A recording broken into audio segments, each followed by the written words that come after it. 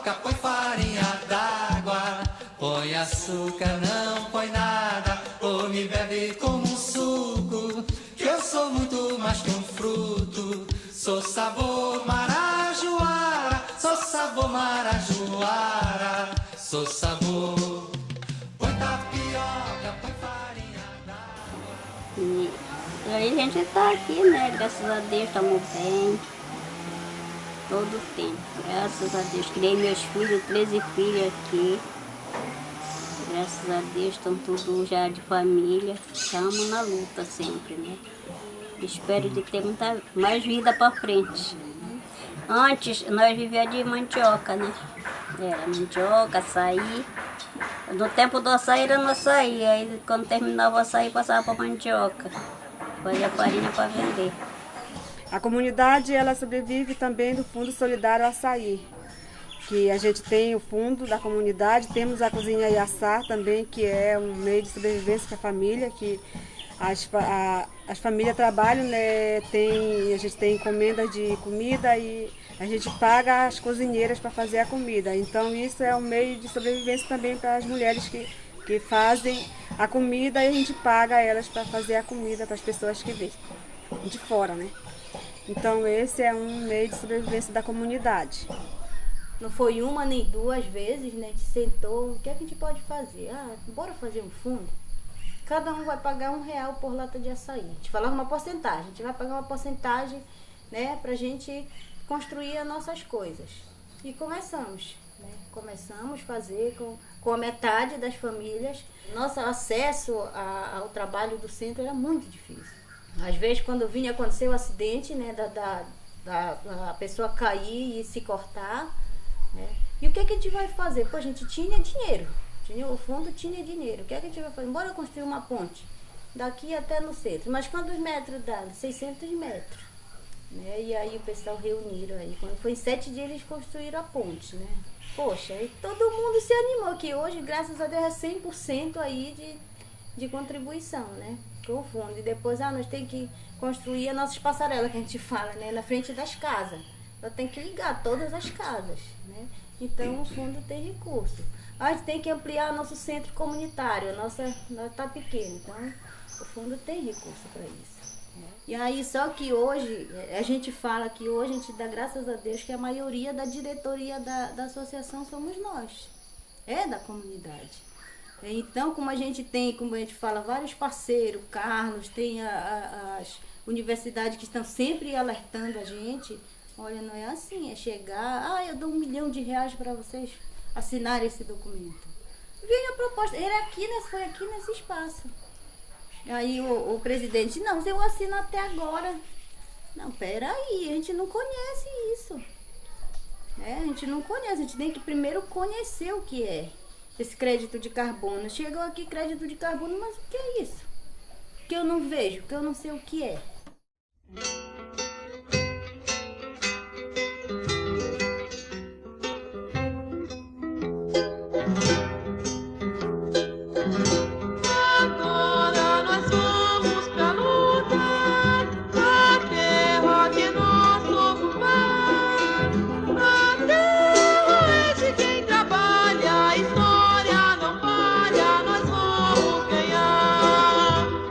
A comercialização de crédito de carbono ele ganhou um impulso depois do Acordo de Paris de 2015. No seu artigo 6º do acordo, né, se estabeleceu que os países e também que a iniciativa privada poderia articular um meio de compensar essa emissão de gases de efeito estufa. E daí se pensou em um mercado para isso, né, seria o mercado de carbono. Mas isso sem regulamentação ainda, sem a especificidade necessária de dizer essas são as regras. O setor empresarial entendeu fácil, partiu na frente e começou a criar suas próprias regras para estabelecer esse comércio de carbono. Não, pelas questões jurídicas e pela própria necessidade e obrigação de respeitar várias convenções internacionais, os países têm um modo mais lento de tratar o tema. Já o mercado não. Foi para cima e estabeleceu os seus preços, as suas condições, né? E assim começou a procurar no mundo todo formas de estabelecer o valor a cada tonelada de carbono evitado de sair para a atmosfera. Isso gera um crédito. Então, um crédito é uma tonelada de dióxido de carbono que não sai para a atmosfera. E se criou não só uma, né? Se criaram várias empresas que certificariam esse processo. Muitas vezes elas aparecem como ONGs, mas o modus operandi é de empresa.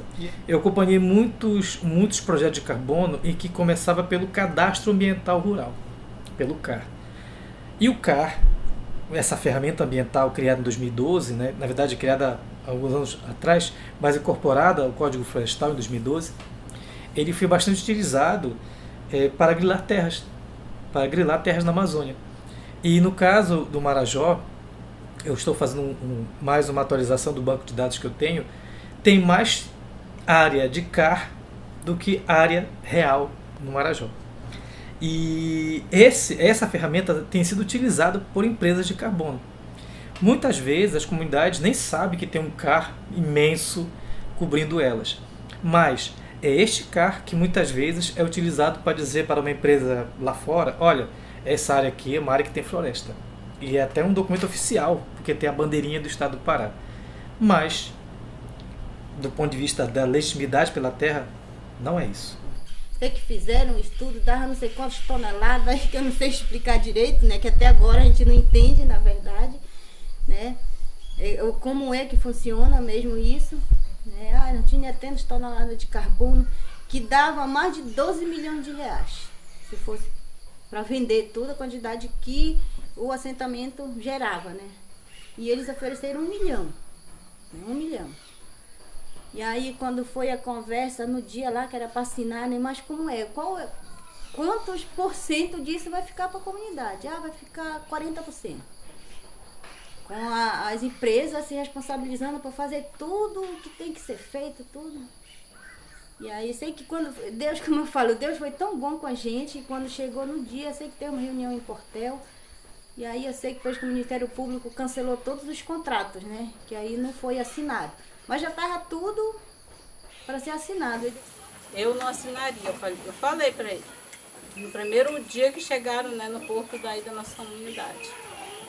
Eu disse que eu não assinaria, ele perguntou por quê? Eu disse, não, porque eu não conheço, né? Eu não conheço a empresa, eu não conheço o projeto, né? Agora que a gente está vendo falar sobre o projeto do carbono, e eu não assinaria. Aí, pronto, né? Aí lá ele parou, né, de fazer as perguntas para mim, que eu já tinha dado não, né? Então, né, eu falo que eu acho que só se alguém pegar minha mão e assinar, mas que eu mesmo, carbono mesmo, projeto de carbono. Eu acho que a gente está vivendo bem, né? Para mim, né, minha família, a gente vive bem, sem o projeto do carbono. O que há de certeza nessa história é que durante esse processo de 30 anos que o projeto se coloca, ele se coloca para compensar uma emissão de gás de efeito estufa. O problema é que nós não temos mais tempo. Nós não temos mais tempo para ficar 30 anos enrolando. Se nós enrolarmos, se a sociedade ficar enrolando, a FUA vai afundar, parte da Amazônia vão secar, vão formar savanas, pessoas vão sofrer, pessoas vão passar má necessidade física e a gente não vai resolver o nosso dilema climático. E aí, a partir daí, depois que houve 2 reuniões, já queria que a gente assinasse o contrato, né? Tudo já com o contrato pronto já para assinar. Tem 2 comunidades que assinou, né? Foi 2 ou 3 comunidades que assinou o contrato, né? E nós não assinamos porque assim, a gente ficou sempre no aguardo, né? Depois não, pois fala de muito, nós fomos fazer cálculo, né? Poxa, 1 milhão, aí vamos ver quantas famílias tem, né? A gente foi lá começar a fazer a divisão de real, né? Aí sabia que eu não ia dar quase nada para ninguém. E aí a gente já começou a sair, né? De fora e fomos esperando outras propostas, né? E de lá surgiram outras propostas de novo, com outras empresas. Inclusive outra empresa foi a Carbonex, né? Carbonex, e o rapaz veio aqui também, né? Conversar a mesma coisa, inclusive era um ex-funcionário do Estado, né? Que era da SEMAS do Estado, né? Que ele tinha formado uma empresa, né? Depois, saiu de lá e foi uma empresa. Fizeram um ato grande lá na frente da prefeitura para distribuir cesta básica. Assinar termo de cooperação técnica, tudo. Foi na cara dele. Foi. Aí era estranho também, né? E muito nisso que eu estava de ensinar, no período da pandemia, meu irmão. Aí quem não quer uma cesta básica, né? E aí eles faziam praticamente rolo, né, com cesta básica, porque esse é o cuidado que a comunidade tem que ter, né? Saber, fazer uma reunião, levar cesta básica, você pegar o número do seu CPF e assinar, era o que eles usavam, né? Vamos fazer uma reunião aqui, tá com uma cesta básica, mas manda o teu documento pra gente assinar como se você estivesse recebendo uma cesta básica, né? E aí isso aí ajudou muito, porque tipo, baixou viu a lista, né, de quem estava nesse cara que faz parte do projeto. Quando tinha ver pessoas dizendo assim, não, eu nem faço parte, eu dei meu documento porque eu estava recebendo uma cesta básica. Duas coisas assim, a fome e a questão da falta de regulação fundiária. Então bora dizer que o CAR é um documento, a gente entra aí, né? Não, eles explicam de uma maneira assim que é pra gente cair na laia deles, que a gente fala, né? Assim que é bom, o carbono é bom, mas pelo que a gente sabe de outras comunidades que eu acho que não é bom o carbono, né? Porque se diz que se você quer ter uma terra, você quer ter a sua terra e ela passar de 2.500 hectares, você só pode ter essa terra se passar pela aprovação do Congresso Nacional. É o que diz a Constituição. Passou de 2.500 só com aprovação do Congresso. E uma pessoa faz um CAR de 53.000 hectares. E usa desse artifício para dizer o seguinte, essa área é minha e eu vou comercializar crédito de carbono. Então tem os problemas que passaram a ser estruturantes na região e que não foram resolvidas e que convida as pessoas leigas, mas que querem ganhar dinheiro em cima, a achar que aquilo está fácil. É que as pessoas são pobres, elas vão aceitar qualquer situação. Mas a resposta, o que veio ao contrário, mostra que as pessoas estão bem ligadas, elas sabem historicamente o que é uma expropriação pelo capital. Foi assim na época da borracha, foi assim na época da madeira, do palmito, e muita gente já percebeu que agora é a vez do carbono e elas estão bem ligadas, bem antenadas para esse novo movimento do capital. Lá estão presos agora. Eles não podem tirar em nada, não podem fazer em nada.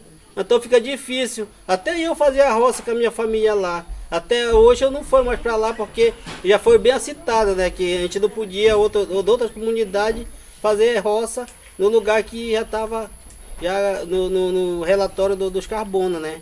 Então fica difícil para nós. Se nós, assim, que Deus defenda, assinasse isso, não ficava difícil para nós. Olha, nossa saía separado, nós não podíamos tirar uma madeira para construir uma casa, até para fazer casa. Eles não podem nem tirar madeira mais, né? Tem gente que a casa está caindo, aí veio, aí jogaram milhões, como o Terro falou. Foram bater R$400 para cada uma família. Aí trouxeram esses R$400 só uma vez no mês. E o resto, quem é que está pegando? Eles estão sofrendo necessidade. Tem gente que não come nem bebe na casa. Eu estou falando para vocês porque eu convivo lá. Então fica difícil para nós. Se nós fosse assinar que Deus defenda acontecesse isso, que era um relatório disso aí. Não era para os nossos filhos, uma multidão de crianças dessa aqui, não ia poder jogar uma rede, não ia poder pegar nem um peixe, nem na beirada, mas as câmaras estão instaladas, tudinho no mato. Você pode ir lá que eles contam tudinho também, pessoal. Tem os piquetes já tudinho, né? Na área deles tudinho. Lá eles não podem fazer nada. Aí prometeram a escola. Até o governo mandar fazer uma escola, eles expulsaram os caras de lá para não fazer a escola que o pessoal do carbono ia fazer. Tá aí. Tem escola? Não tem. Eu tô alugado uma sede lá, um centro para dar aula para os filhos deles. Então isso aí não é uma visão pra gente, é uma visão para quem não sabe. Olha, eu não sei a leitura, mas eu pego muitas, sabe? Muita conversa que a gente fica ganhando na memória para explicar para as pessoas, né? Porque para nós o carbono é uma coisa que a gente não entende muito bem como funciona, quem vai ser beneficiado, qual o interesse das empresas, né? É uma coisa que as empresas elas vêm com um interesse muito grande, a gente vê o esforço deles para querer, né? Só que e nós, né, moradores das comunidades, do assentamento, o que é que vai ficar realmente de benefício para nós, né? Então você imagina um guardião da floresta que possa impedir alguém de fazer uma roça. E esse é um problema dos mercados de carbono. Eles entendem a roça como um adversário inimigo a ser superado. Ora, falou a empresa de carbono que recebe dinheiro da Shell, uma das maiores poluidoras do planeta, e que quer impedir com que aquele trabalhador ou trabalhadora rural faça uma roça em uma área de 50 por 50 metros. Falou a Shell, que emite toneladas e mais toneladas de dióxido de carbono, talvez por segundo no mundo. Então, essas desproporções de dizer assim, eu tenho dinheiro, não vamos proteger, não vamos colocar câmeras, não vamos colocar segurança, a segurança deve ser da própria comunidade, tudo isso desestrutura uma relação que é ancestral. Isso é muito perigoso. E também já se instalava vários escritórios de empresas de carbono em Portel. Então, aí a gente se preocupou, né? Poxa, está acontecendo tudo isso e o projeto de carbono é em cima da comunidade, a comunidade não sabe. No caso lá da Joana Pérez, né? Pois é, a mesorregião do Marajó, ela se apresentou com o maior número, né, de projetos, né? Sim, em termos de área são as terras indígenas, em termos de localidades, você vai ter aqui no Pará e no Marajó esse maior número. Veja só, o Marajó ele tem ali 97, 98% de suas áreas naturais ainda. É muita floresta, é muito mangue, né? É muito campo natural que é o resultado da luta, que é o resultado da percepção das pessoas que é preciso proteger a natureza. O mercado ele vê agora a natureza protegida como uma forma de ganhar dinheiro e de especular em cima disso.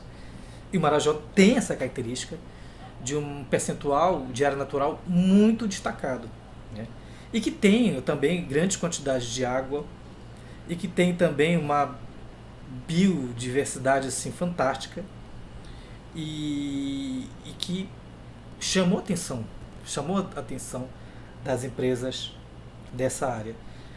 Eu volto a afirmar que o cadastro ambiental rural também ajudou muito, porque autodeclarar que aquela terra é minha, que o CAR faz isso, autodeclaro que aquela área tem o meu domínio, isso também incentivou muito que os projetos viessem. Vamos a entender, poxa, bora chamar uma audiência pública para não ter a ideia de que é o sindicato, de que é a associação, de que são as comunidades que estão dizendo, a gente que está contra isso aqui porque tem um lado político, não. Traga aqui o Ministério Público e aí vocês vão conversar. E aí o sindicato chamou, fez o pedido, a doutora Ione, a Vara Agrária de Castanhal, chamou e convocou o Estado para participar da audiência, convocou as comunidades, para poder deixar claro, né, como é que isso estava acontecendo, né? E aí sim que a audiência, até a TV Globo o G1 inclusive, São Paulo, Belém, se interessaram e fizeram reportagem, a ZDF da Alemanha, uma televisão do Reino Unido, a BBC, né? Inclusive eu até acho que pela repercussão nacional tem mais gente de fora que conhece Portel pelo escândalo, né, do que gente das comunidades conhecem esses projetos, entendeu? Foi fundamental, a audiência pública foi fundamental para poder desmoronar mesmo um sistema que estava montado. E a gente não sabia como desmontar, que era exatamente a verra da certificação para comercializar o carbono dentro das comunidades, né? Quando a gente olha lá o livro do Gênesis, por exemplo, um dos primeiros pedidos que aparece de Deus para a humanidade é: tudo isso aqui é de vocês, cuidem. E nós estamos vendo o que está acontecendo no mundo, aqui no Brasil, todo mundo acabou de acontecer no Rio Grande do Sul, inundado, né? Lugares com furacões cada vez mais fortes, né? Secas, seca horrível que aconteceu na Amazônia aqui no ano passado, chuvas fortes, deslizamentos, gente morrendo. A gente sabe que isso vai piorar. por causa, né, da poluição, da destruição. E essas empresas chegam dizendo assim, olha, eu pago para você, mas eu vou continuar fazendo isso, né? Então, talvez o mais interessante é, para além da gente ficar discutindo quanto que eu vou ganhar com isso, né? Porque de repente eu até poderia ganhar bem, né? Se dividisse esse milhão, e se fossem 100 milhões, será que a gente aceitaria? Porque a lógica é a lógica de continuar destruindo. Mas se me pagassem bem, eu ia aceitar? Acho que isso é uma pergunta provocadora, não é? Porque é eu topar com, sim, pode continuar poluindo, causando dano, destruindo, contanto que eu ganhe bem também. Eu acho que é uma provocação que fica para nós é essa, né? Cabe dizer que tudo que nós estamos passando é culpa do capital. É culpa da estrutura capitalista que nos meteu nessa situação. Ou seja, se a gente não fazer uma mudança de era, de superação do capitaloceno, essa maldita idade, esse maldito período que tem poluído o mundo nos últimos 200 anos, a gente vai ter sérias dificuldades de sobrevivência nos próximos séculos. Então, o que nós estamos fazendo hoje, cada um de nós que questiona isso, é um trabalho a serviço da própria vida, a serviço da humanidade. Esse povo se libertará, pois Jesus Cristo é o Senhor do mundo, nossa esperança se realizará. Pois Jesus Cristo é o Senhor do mundo, nossa esperança se realizará. Vendo no mundo tantas coisas erradas, o povo pensa em desanimar, mas quem tem saber que está com Cristo, tem esperança e força pra lutar. Mas quem tem saber que está com Cristo, tem esperança e força pra lutar. Nossa alegria é saber que um dia todo esse povo se libertará. Jesus Cristo é o Senhor do mundo, nossa esperança se realizará. Pois Jesus Cristo é o Senhor do mundo.